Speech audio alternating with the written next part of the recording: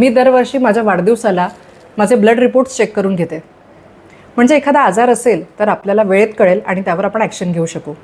माझ्या घरी family history of diabetes आहे, हार्ट डिसीज आहे, त्यामुळे मी एक्स्ट्रा काळजी घेते.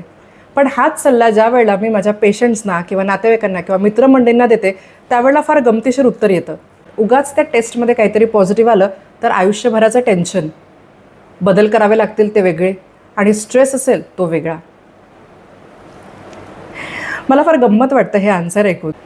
हे तर मांजराने डोळे बंद केल्यासारखं आहे. आणखी एक उदाहरण देते.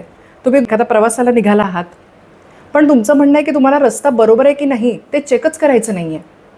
कारण रस्ता चुकीचा असेल तर स्ट्रेस येईल, रस्ता बदलावा लागेल, डिझेलचा खर्च वाढेल. त्यापेक्षा जसं चालू आहे आनंदात तसं चालू द्या. अज्ञानात परम सुखम.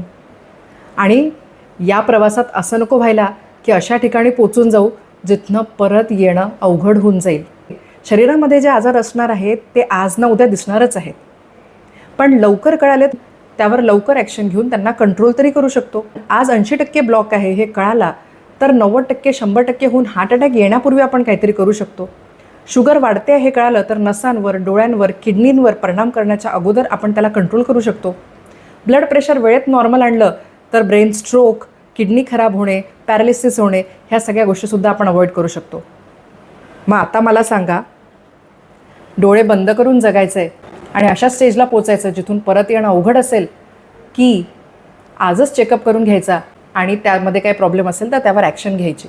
Stay fit, stay healthy. Thank you so much.